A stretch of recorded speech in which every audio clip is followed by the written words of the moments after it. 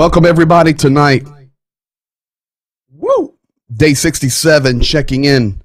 Full update tonight for an hour. Really good news today. Really bad news today, but really good news. So we're going to take it. We're actually going to hear directly from Mariupol tonight. I have some pretty interesting video for you directly from the Azov. I've also got Zelensky's comments about the operation in Mariupol, but we will get to that in a few moments as well. We're going to talk about Kherson. Quite a few interesting things happening in Kherson that we really need to be updated about. It's very strategic. So I just want to give some welcomes and hellos to everybody. Thank you for being here tonight.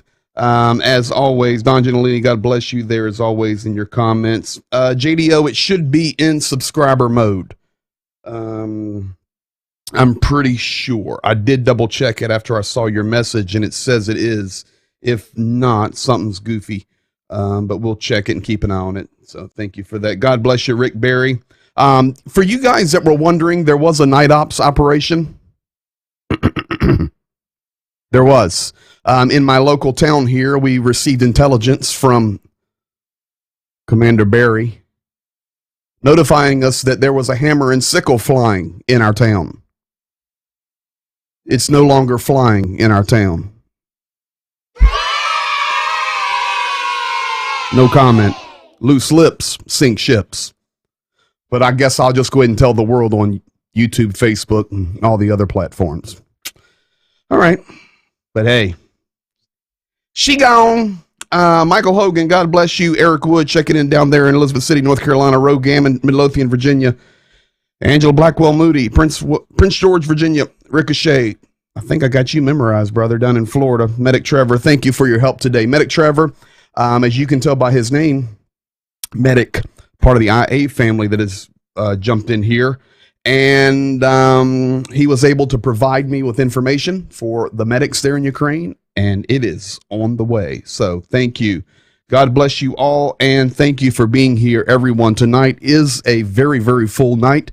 I was able to speak with Zhenya just a few minutes ago. Bob Piccarilli, God bless you there. Always want to say hello to you, my friend. And we've got plenty of stuff to get to. Loziers, I see you in here somewhere talking to me. God bless you. Love you guys. And I think we're ready to go. Yes, Rick Berry. Dobre. Nasz operacji był очень сильно, был exact. Что нам нужно, я скажу, это флаг. Я сказал до свидания. До свидания. Это flag. Закончилось. That flag is history. Peace to all. All right. Thank you, guys. Just a little while ago, finally got this process right before we're going live. I see that cookie still hanging there on the wall. Man, that cookie's, yes, sir, brother. Going nowhere. Going nowhere. That's probably 60 days. Of course, we've got video of each night. In fact, Don Gentilini put a really good note in there, and it's really coming true. We're basically documenting history here over these last 67 days, and we're not going to stop. Had a good day at church, raising more funds. We're pushing toward 100, and we do have a couple of vans on the prospects, but I'll let Zhenya talk about all that. And here we go. Ann Hockett, God bless you from New York. Welcome tonight. Folks, just a few minutes ago, Zhenya and I were talking, and this will get us started tonight.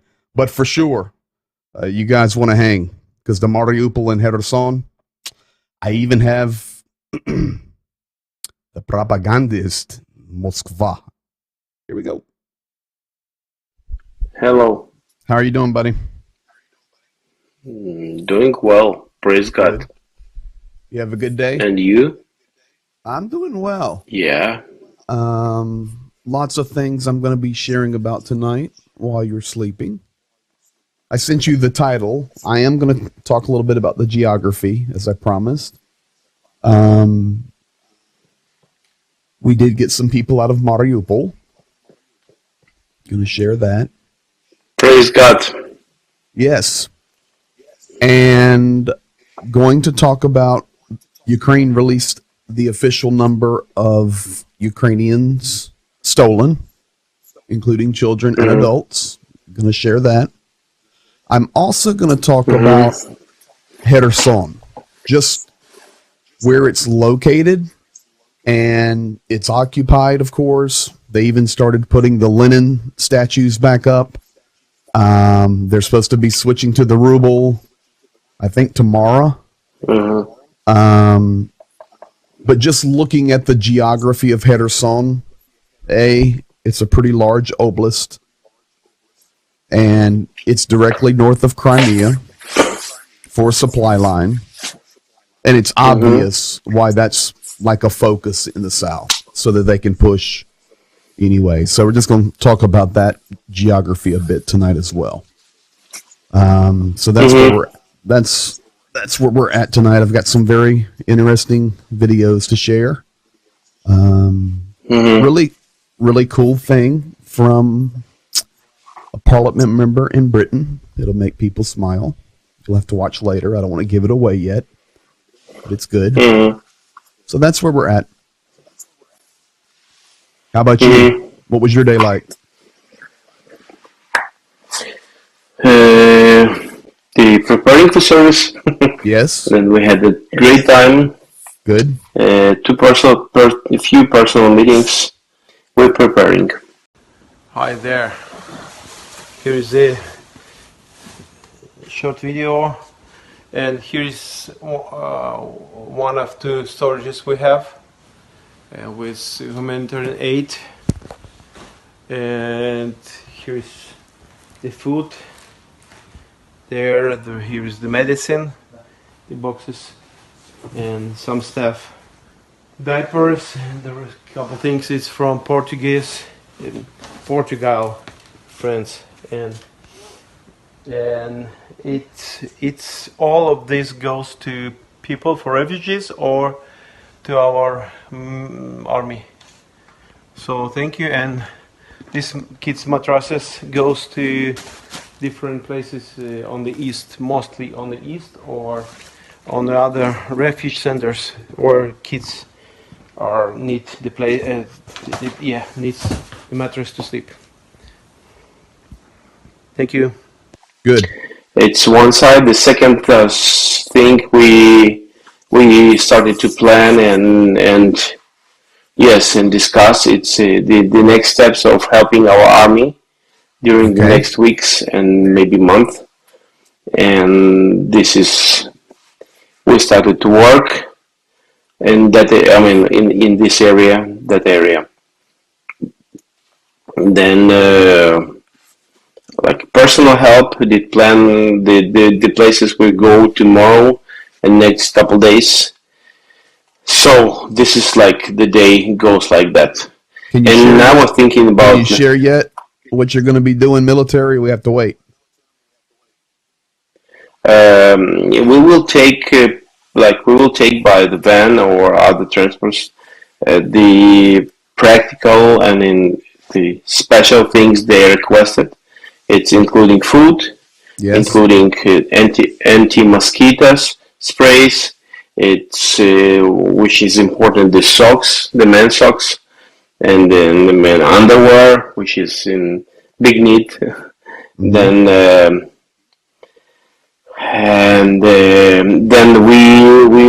we're looking for more tourniquets, because this area is quite weak, let's say, and they still need at least couple for not everyone, but at least some for every group, let's say.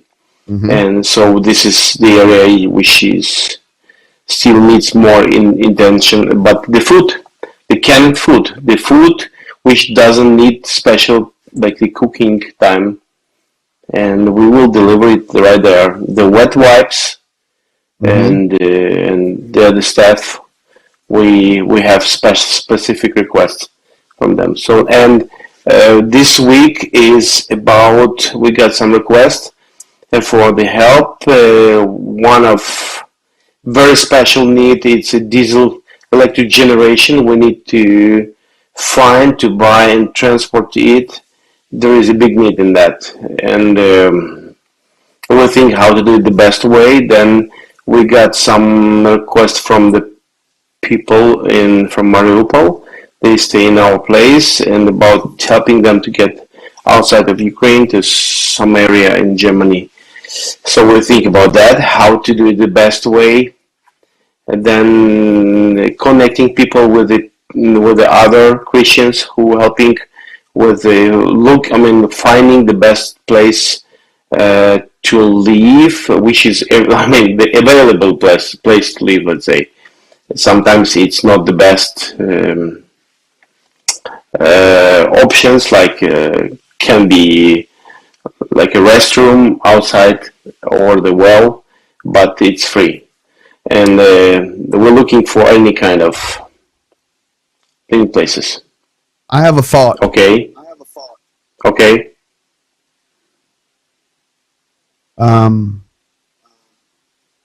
We're also looking for a van.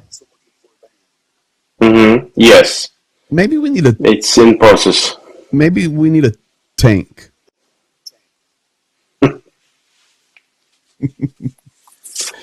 But here's what I'm thinking. Seriously, I think what you need to do is, if the war doesn't end and we win tomorrow or tonight, at some point there will be a second wave of refugees. I think right Yes. now,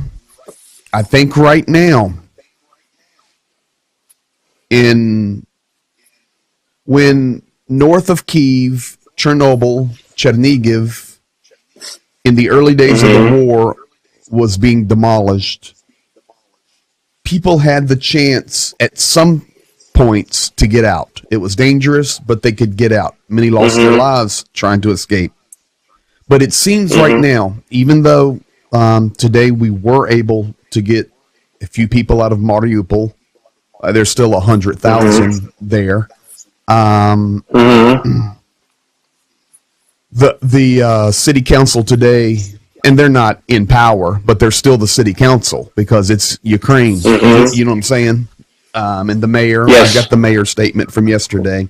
I've got the whole little story, even Palomar, about how they got out. But he had the numbers conservatively over 100,000. We focus on the 1 or 2,000 under Azovstal, but the city's still full of 100,000 people. And then he put the Mariupol mayor and city council, they put the number at 22,000 dead as their guess right now, and over 40,000 taken into Russia. So, and then the ones that have left that were able to get out, and then the ones that are remaining hiding in the city. So that's kind of the update on May the 1st for Mariupol. But when you think about Kharkiv, Lugansk, Donetsk, Kherson, which is completely occupied, now the push on Odessa, Mykolaiv, of course, it may be a challenge right now for people to get out. They may be in that little window where the offensive is so strong and they've heard the stories of and seen the pictures where people trying to escape, their cars are shot up, killed, children are killed. And like the Mariupol lady we talked about last night, they've reached their limit where they're not willing to risk it until the last minute possible to get out of there. And of course, they're hoping that something's going to happen and Ukraine just pushes back and wins this quickly. So if we continue in this way, there absolutely will be another wave, but it'll be from the central.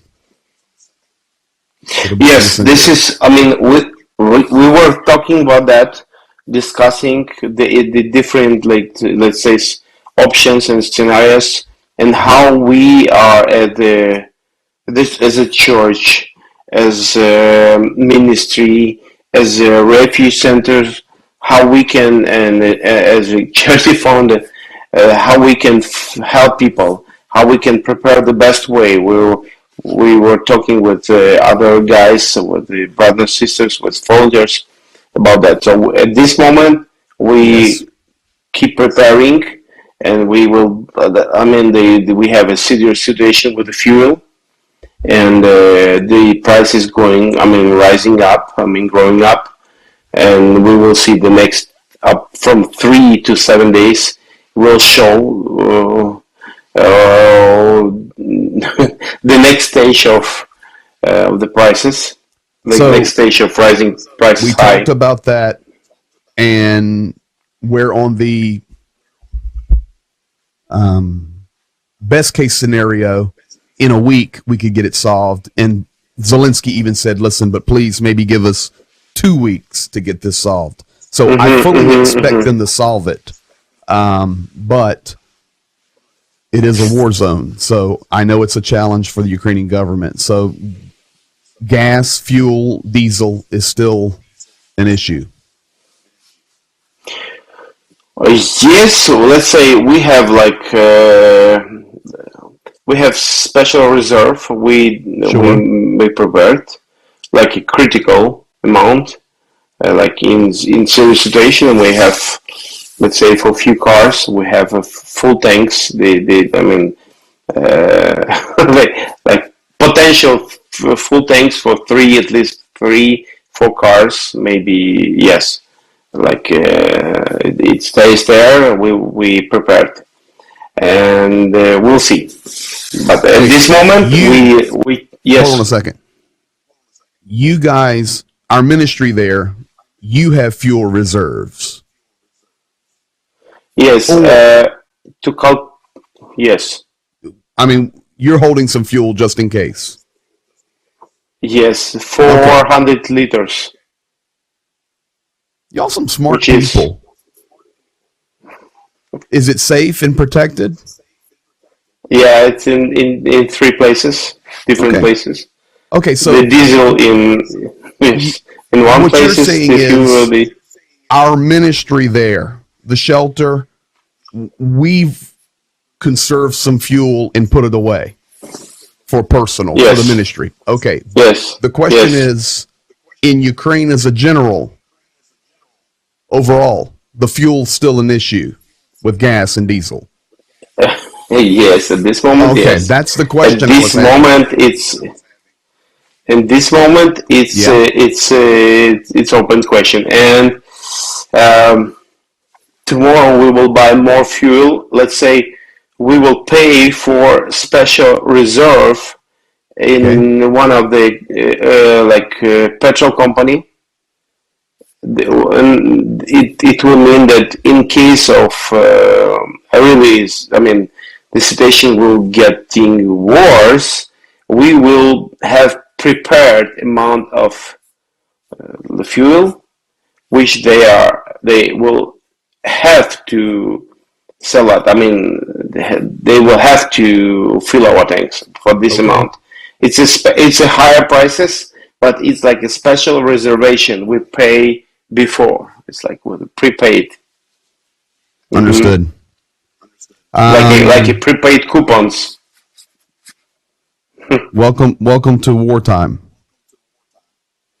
Yes. Um, so tonight, that's what I'm going to share. I also am going to share something really cool, and that is, did you hear about the veterans from Israel that have come? No. You'll have to watch the program tomorrow. I will. Yes. Okay. No And problem. I'm not going to say nothing, but I just gave people a hint as to what's coming. Okay. It's really good. Okay. All right, buddy. Well, listen, I want you to get good rest tonight. Also, next couple of Mm-hmm. days, we're going to be working on Pobeda Bessie. Yeah. It's going to be good. All right, buddy. Well, Okay. that's where we're at. Listen, Wow. we'll be rolling all week. It's Sunday night. Get you some rest. and you're looking a little tired tonight, so get you a full rest. Okay, I will. I'm ready. Ready for rest? Yes. Okay, that's it. Give us a heart and let me give a cheer, and you go to sleep. There it is. All right, buddy. Spock. All right, there you have it, folks. That's the update from Zhenya tonight. Was able to get a quick one from him, and you could hear some of the things we're working on, how they plan out their week. It's unbelievable. We're in day 67 and the processes that have to happen. Even the storage of fuel. They've got it secured in 3 locations. I mean, we're doing it right.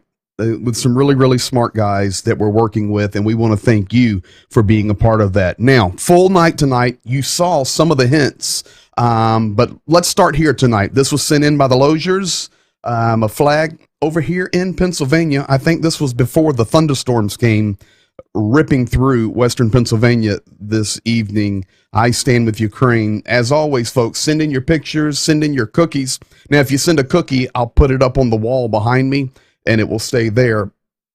I'm sure that cookie's petrified by now.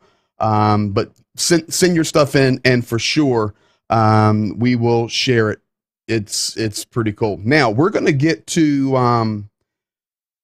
some of the meat of the night. I had promised that we were going to talk about, or it had been asked, could you please explain to me the geography of Ukraine? Never been there. We see pictures, but what is it like? So, folks, this is the geography. If you start in the far left, bottom left corner, which we really do not talk a lot about, but 4 or 5 times we've talked about the little town of Chop, which is just a famous little border town.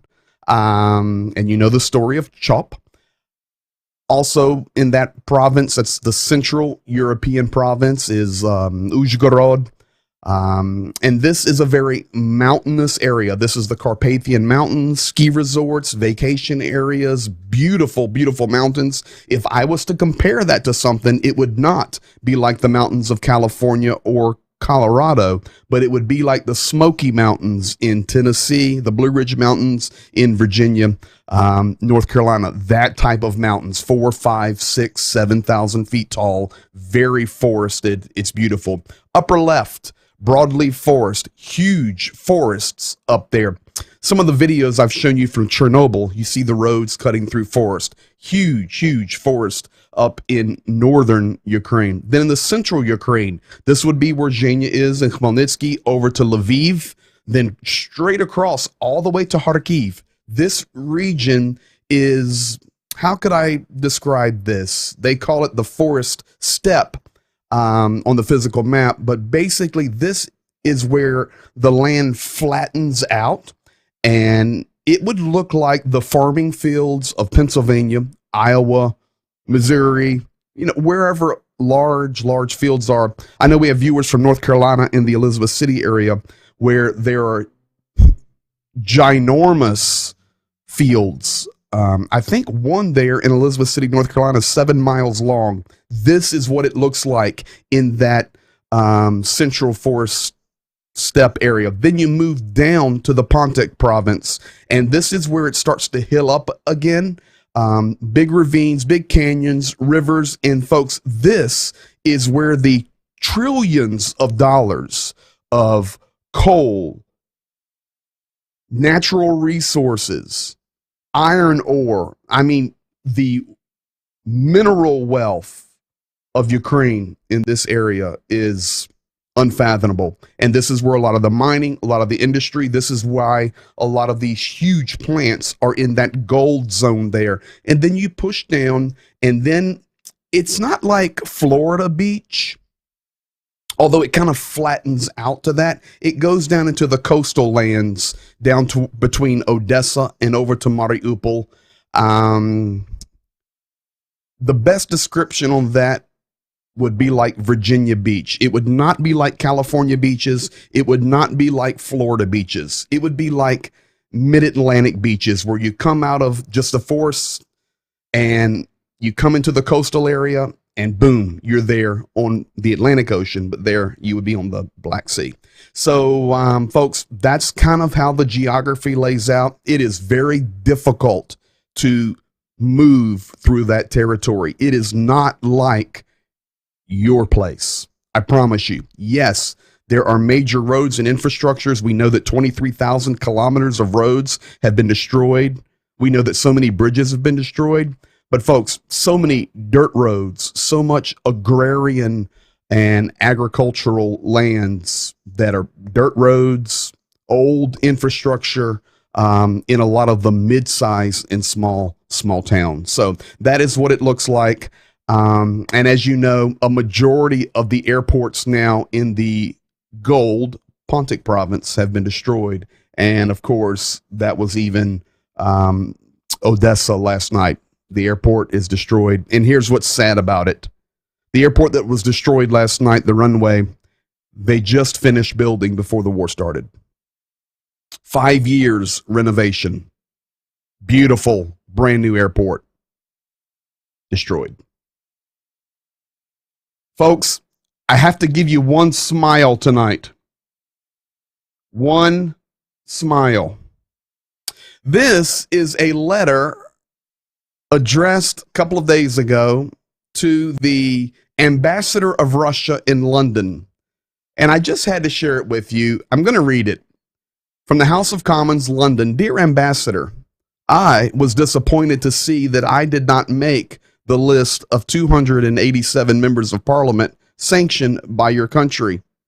Your list appears to be entirely outdated. Using only 266 members of parliament, 18 non-sitting members of parliament, and 2 duplicates.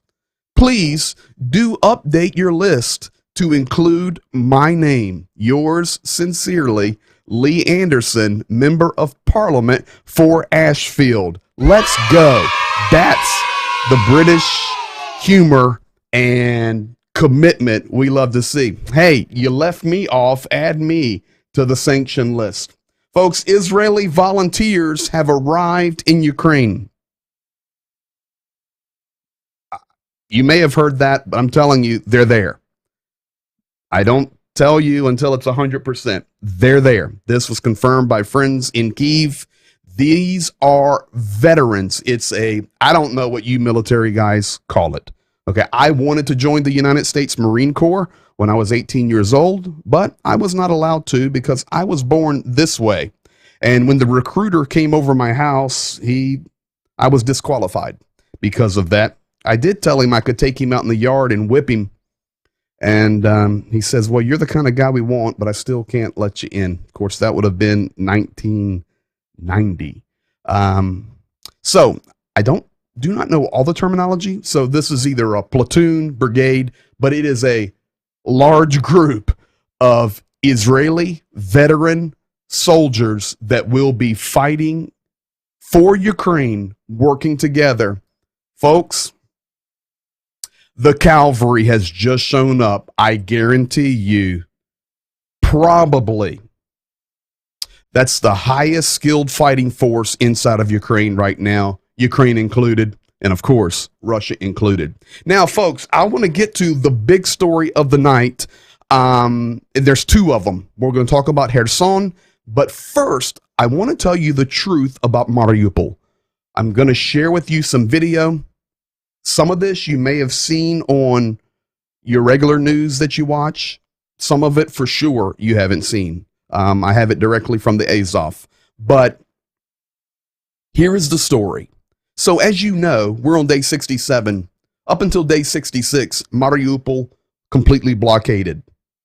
And there's been many efforts and attempts to secure safe passage, especially for the women and children and wounded, out of the Azovstal plant and those that are located throughout the entire city. Now, I'm going to show you the story of what happened. First of all, as Jania and I were talking about, we keep talking about the Azovstal, the Azovstal, the Azovstal, and that's just because it's the last place that Ukraine is holding on to, and it's completely leveled. It's destroyed, and they're all underground now. They go out and do their missions, and that's it, folks. It's leveled. But today, Russia and Ukraine did have hours of silence It started later than it was supposed to, but we were able to evacuate 100 people out. And this was from the Azovstal. I'm going to show it to you. Everything's cool, no problems. But before that, I'm going to show you a video released by the Azov Brigade and the 136 showing what's really happening in Mariupol. This is going to be an apartment building. Nobody gets killed. Everything's clean. You're going to see a Russian tank, and I'll translate a little bit for you, destroying this building to the point where it burns. It's either a 5 or 5-story apartment building, probably a Khrushchevka, and just absolute destruction. And we keep wondering, why are they doing this? Why are they leveling it to the ground? We know the answer. Folks, when you watch this, I want you to be aware that people are understanding the Russian attackers, that Ukrainian citizens are under these buildings. That's why they're leveling everything to the ground. They're trying to kill everybody. Here's some video of that. There's some Ukrainian written over it, and I've got it translated for you in my head, so we'll be ready to go.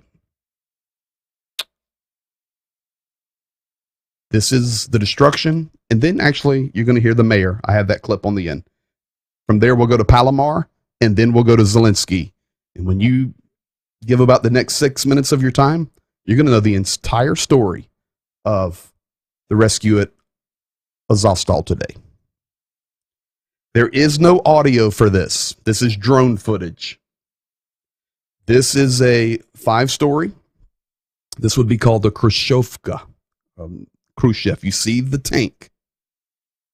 You see the smoke and the destruction. I've edited it to make it quicker. It just goes forever watching this tank destroy this building. Notice the gray car right there in front of the tank, right in the middle of the screen. Now, we're going to validate that this is a Russian tank, not a Ukrainian. Look at the Z. So now in Ukrainian, it's written right there. That is the sign of the occupants, the Z. Leveling this building.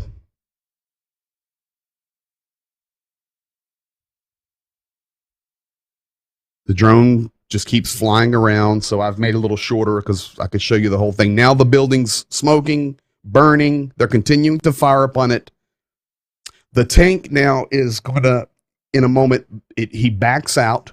And what that says right there in Ukrainian is, look at the denazification of Ukraine that's happening. Of course, that's what the Russian military says that they're doing. Now, folks, look in the middle of the screen. People are coming out of that building. There's the silver car that I told you to pay attention to. This is the same building.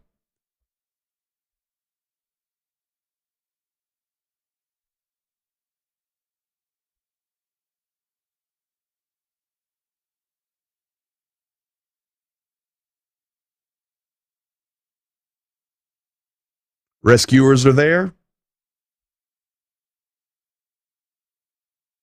Medic Trevor makes the comment, what a huge waste of money, ammo, manpower, and time. The Russians are dumb.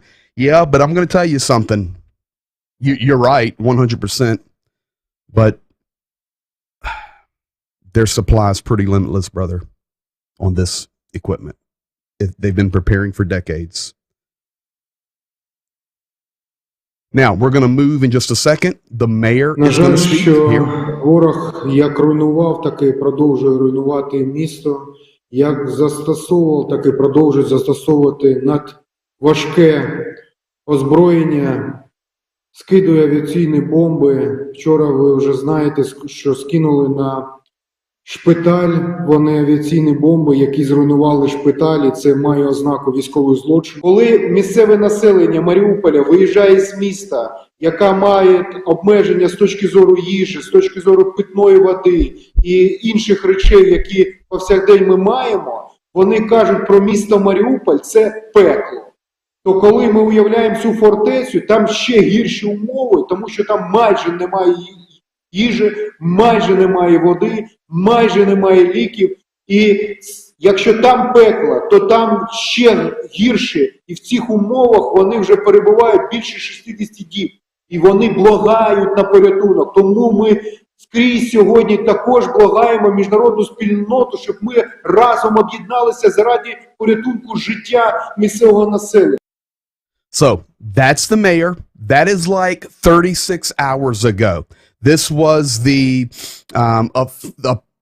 the appeal that's been happening every day. But something happened. There was an agreement for a few hours of silence where Ukraine was able to get 100 out. Now, once that started to happen today, and it was not that long ago, it was just this evening, Ukraine time, probably about noon Eastern, 11 a.m. Eastern is when they were able to get them out. Now, the other thing is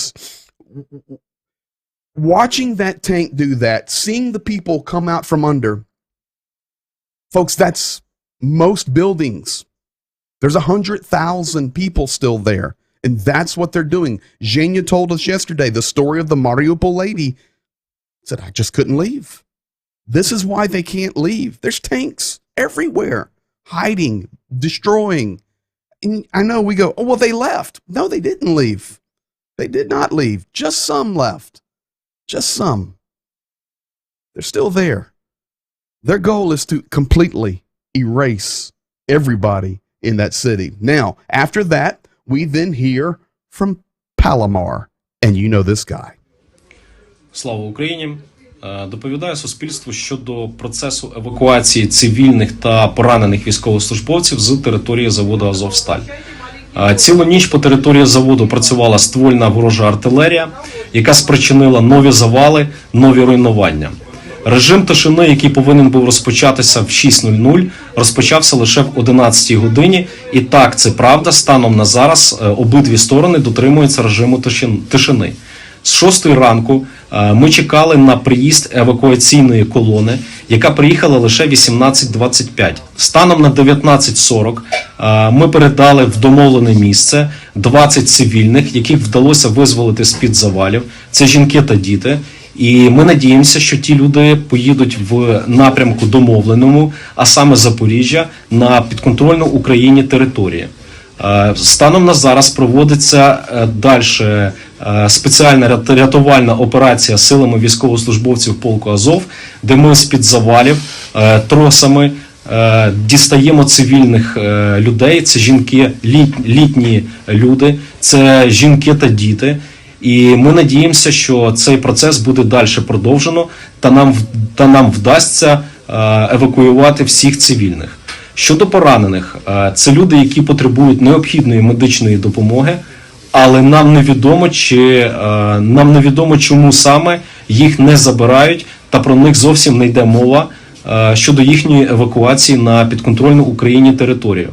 Наголошую, що ми просимо прогарантувати виїзд не тільки цивільних, а також поранених наших військовослужбовцям, яким необхідна медична допомога.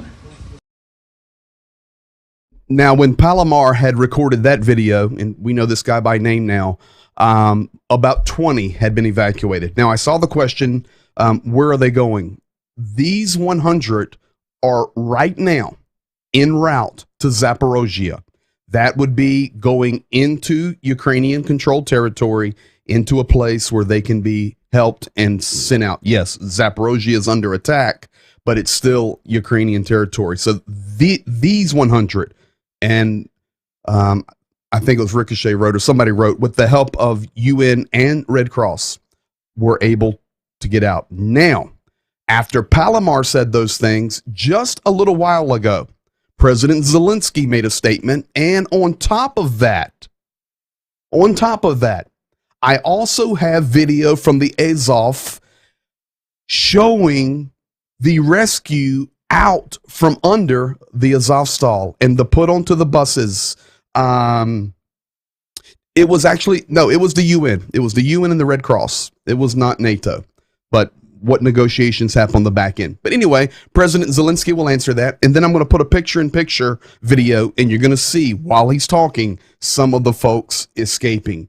This now is what President Zelensky said about it just a little while ago. Українці, українки, наші захисники, наші захисниці сьогодні нам нарешті вдалося розпочати евакуацію людей з Азовсталі. Після багатьох тижнів переговорів, після багатьох спроб, різних зустрічей людей, дзвінків, країн, пропозицій нарешті.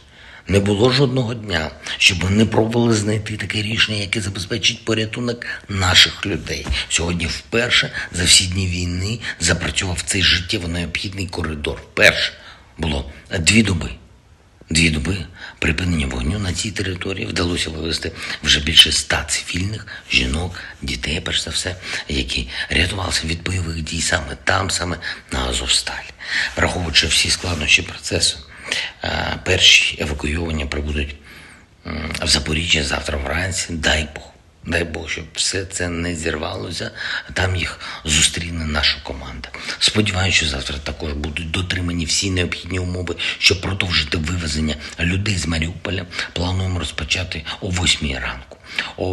Також я вдячний усім, хто брав участь у підготовці порятунку людей і хто забезпечує цей гуманітарний коридор. Вдячний кожному і кожній, хто домовлявся. Ірині Верещук, як координатору цього процесу, вдячний нашій розвідці, нашій команді, Давіду безпосередньо, Андрію безпосередньо, а також партнерам, які долучилися і все ж таки змогли допомогти, зокрема з ООН, Міжнародний Червоний Хрест. Також дуже дякую. Будемо і надалі робити все, щоб евакуювати наших людей з Азовсталі, з Маріуполя в цілому. So there you have it. That's an update from President Zelensky himself. That's how I know to tell you Zaporozhye. Secondly, that's how I know I was pretty sure it was the UN and the Red Cross. So that's what's happening. 100. Now I have one more update that have discovered since that happened. Now I'm going to go off Eastern Standard Time here, so everyone is on the same page. Basically, 7 p.m. Eastern. I'm sorry, that's Ukraine time. Basically, 11 to 12 noon is when the 100 were able to escape. They are en route to Zaporozhye. That will be all night traveling on those buses. And he says we will wait for them to arrive, and then we will meet them with our team. And I guarantee you, President Zelensky will have the right team meeting them there and get these people cared for. Now, the next corridor is supposed to open at 8 a.m., but they were supposed to stay under what they call a silent period. We would call that a ceasefire. Well, Russia has began shelling Mariupol again. There is no ceasefire. So unless they stop at 8 a.m., which would be 1 a.m. Eastern, 10 p.m. California, there's a really, really good chance that that may be all that get out. Hopefully not. Hopefully at 8 a.m. they go quiet again. But I can tell you 100% right now, directly from the 136th, they are bombing Mariupol again. Those people did get out. 100. And we're thankful for that. We will see tomorrow night, of course. We will have an update on that, and we'll see where we're at. Today, Ukraine released official numbers. Unbelievable. Official number forced deportations to Russia. 1,063 Ukrainians, including 193,000 children. Do you see the 2 words in the top middle? Forced deportations. Gone. Let's just call it 1 million and call it 200,000 children. 200 of the 1 million. So just think of a city in the United States that maybe you live close to or you're aware of that has 1 million people in it. They're gone, and they didn't go on their own. They were forced. These are Ukrainian official numbers released today. So today, after all these things happened, and is really, really good. Praise God, been working on that at least to get somebody out. A video was released calling for Ukraine not to give up. I have that video for you, and I'm going to share it with you. It's 1 minute long. It's powerful. There was some energy released in Ukraine today with what we call a success, with some evacuations, and then this video came out.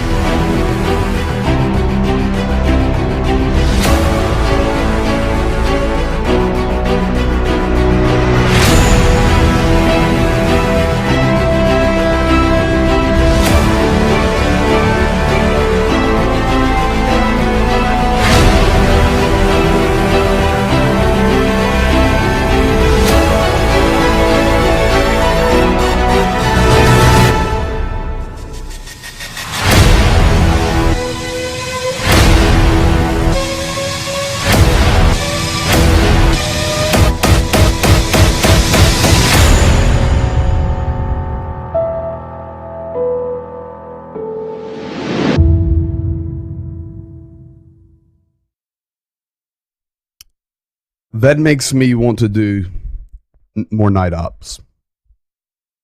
Telling you, it just, and I know we have a lot of veterans and military folks that are joining and watching this each evening. I'm a sports guy. I play sports. I'm a golfer. That's why I get the green jacket reference the other night.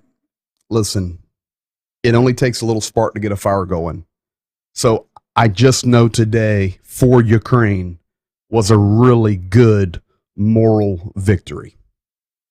It was a really good day. And we're very, very thankful for that. We need more of those good days. Now, President Zelensky also, and I just don't have time to play everything. He then released the Southern update. He was speaking about this. Now, tactically speaking, folks, this center area is under serious bombardment. Mariupol would be here to the right. But what we're looking at, and you know the maps now, bottom, I'll make it a little bit bigger for you. Bottom, you have Kherson, north of that, Mykolaiv. You see where Ukraine is pushing back. And then you have Kryvyi Rog and Zaporozhye. These are just major, major pushes right now. And the Russian military does have an immense amount of equipment and soldiers there. But Ukraine is doing a good job holding the line. We need to get our support to them. This information came directly from Kyiv as far as the update on what was happening militarily. This is the hottest area tonight. Intelligence update that came out since seizing the southern city of Kherson. And this moves me into what I want to speak for the last few minutes about Kherson and the title of the program tonight. Early March, Russia sought to legitimize its control of the city and the surrounding areas through the installation of a pro-Russian administration. I can tell you that beginning tomorrow, which is already today in Ukraine, in the Kherson region, they will be forced to use the Russian ruble. Recent statements from this administration include declaring a return to Ukrainian control impossible and announcing 4-month currency transition from the hryvnia to the ruble. And as you can see, the Russian ruble is due to be used in Kherson from today. It actually starts first thing in the morning. These statements are likely indicative of Russian intent to exert strong political and economic influence in Kherson over the long term. Makes complete sense. I'll show you why. Enduring control over Kherson and its transport links will increase Russia's ability to sustain its advance to the north and improve security of Russia's control over Crimea. That is because Crimea is the source. It's where their Navy base is. That's where all the supplies come from Russia. And Kherson is the adjacent region. That's why they want it. From there, they can just roll, in their opinion. I can tell you today, in cities throughout, this is today, in cities throughout the Kherson region, the statues of Lenin have been placed back into their positions. Probably not going to see that on Fox or CNN. Maybe, I don't know, but I've got these pictures coming in directly. And this is actually the city of Novokakhovka, which is a very, very large city there in the Kherson region. And you say, well, maybe you don't even understand these statues. Folks, they're in every city. Now, in Ukraine, they've all been taken down with the fall of the Soviet Union, but it still took decades for that to filter through and to wash out. Now, they are being placed back. I can remember very clearly, even in Khmelnytsky, I've done many events in a theater there called the Drama Theater, the same one we've seen destroyed in Mariupol. Khmelnytsky also has a beautiful opera drama theater, and I've done many, many events there. Huge, huge theater. But backstage, there was, I doubt it's there now. They've probably blown it up. But there was a Lenin head left over from the Soviet Union. I mean, it was there even 7, 8 years ago. It was still there. It was probably 25 feet tall. And they would roll this out during the time of the Soviet Union, put his head there, and then do all the propaganda as people would be just converted into that communistic system. So these remnants, they're still there. But in these occupied territories, Lenins are being replaced on their statue. Folks, it's evil. It's evil. The Kherson Strategy, title of the program tonight. I can officially tell you tonight, there's no mobile phone connections in the Kherson region, and there's no internet. I know Starlink, I know all of that technology. Tonight, today, there's nothing. This region is completely cut off. I do not know how Russia's doing it, but I'm telling you right now, 100% or we don't tell you, there's nothing. This region is closed off. Tomorrow begins the transition. Today, you're seeing the Lenin statues. Why? Folks, it's logical. Take a look at this map. You know this map now, and we're learning it more each day. The bottom in the orange there is Crimea. Above that is the Kherson region in the red shaded in. To the right in the green would be the Zaporozhye region. Next to that in the purple would be Donetsk. Above that in the red would be Lugansk. Above that in the pink would be Kharkiv. In the black to the left is Mykolaiv. Yellow to the left, Odessa. Blue, the Transnistria region of Moldova. You see now why Kherson is vital. The supplies come out of Russia in the bottom right. They come into Crimea. They go straight up to Kherson. And from there, attacks are happening. I can even confirm to you 100% that the missile strike that took out the Odessa airport yesterday was launched from Kherson. That missile does not have to get altitude. And I do not understand. I'm not an engineer, but it's nowhere, folks. Just miles. 100 miles? It's nothing. 150 miles? And it's there. Kherson, I believe, from everything we've watched 67 days, this has been the strategy all along, to completely control that and to force the southern push from there.